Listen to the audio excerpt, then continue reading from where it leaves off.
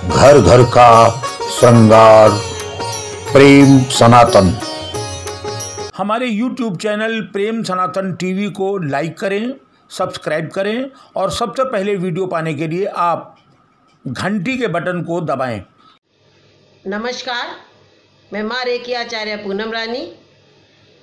आज रेकी की तीसरी सावधानी क्षमता से अधिक कार्य करने पर चर्चा करेंगे।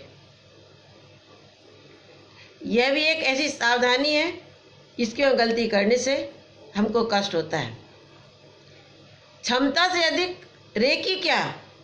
यदि हम कोई भी कार्य क्षमता से अधिक करते हैं तो हमको कष्ट होगा। अचानक इमरजेंसी में आवश्यकता पड़ने पर कभी कर लिया आवश्यकता से अधिक कार्य, फिर आराम कर लिया तो हम स्वस्थ हो जाते हैं, बीमार नहीं पड़ते। हम लोग देखते हैं कि अगर कोई त्यौहार घर में होता है या कोई कार्यक्रम घर में होता है, शादी होती है, हम थक जाते हैं और बाद में फिर जैसे ही कार्य निपटता है और हम फिर लंबे समय तक आराम भी करते हैं और अपनी थकान को दूर करते हैं। ऑफिस का काम भी अगर हम ज़्यादा करें, क्षमता से अधिक करें तो हम बीमार पड़ेंगे। अगर उस कार्य को लगातार महीनों तक लगातार कई घंटे अधिक देर तक करते रहेंगे तो निश्चित रूप से हम बीमार पड़ेंगे।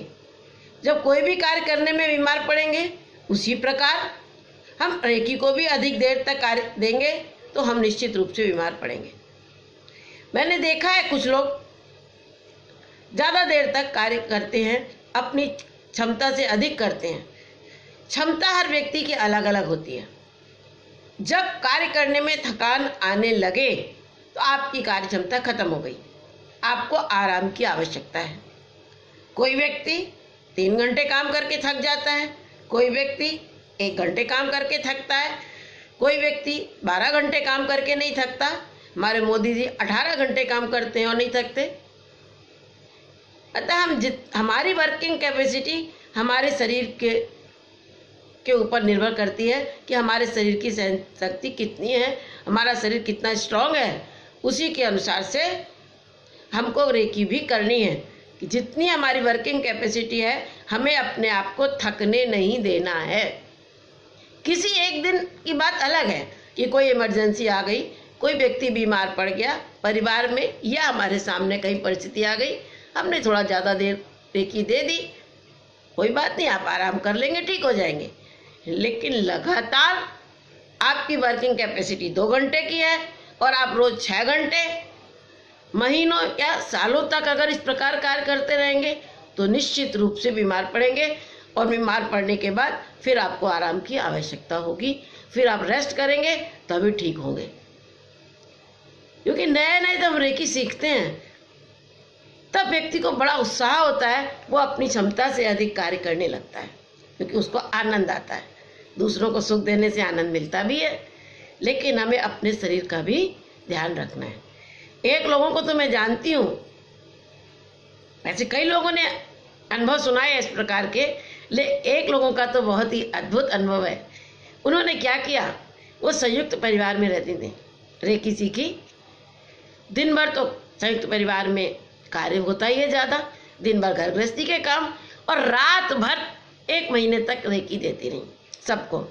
कभी अपने बच्चों को, कभी अपने पति को, कभी अपने देवर को, कभी अपने जेठ को, कभी बच्चों की पढ़ाई को, कभी पति के व्यापार को, यानी पूरी रात वो रेकी देने में निकाल देती थी। अब 1 महीने तक कोई सोएगा नहीं तो निश्चित रूप से बीमार पड़ेगा। 1 महीने बाद इत्तेफाक से मुझसे मिलने आई।